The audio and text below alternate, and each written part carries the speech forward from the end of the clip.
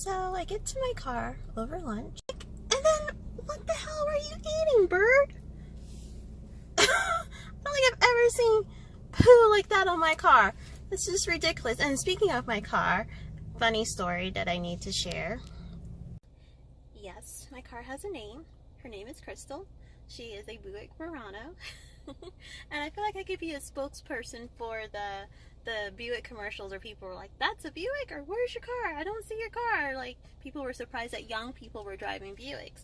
And so much so that a person that I work with, he stopped at my desk and was like, how did you go about purchasing that car? Because the stereotype is, previously, people that drove a Buick were of Caucasian descent and very elderly. I am not Caucasian, nor am I elderly. So I told him the whole story about how when my dad was overseas, he bought a Yukon Denali, and I drove it for him until he came back stateside. And then for helping him, like while he was overseas, he helped me get a new car. And because I drove that Yukon Denali from having a Cavalier, I was like, every car seemed like it was just too big.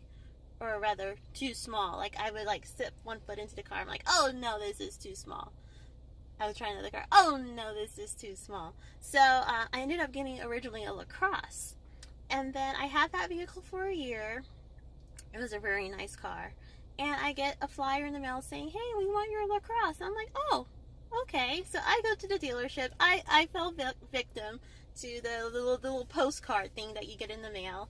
And at the time, Leo, my boyfriend at the time, but now my husband, I came home and he was like, you bought a car?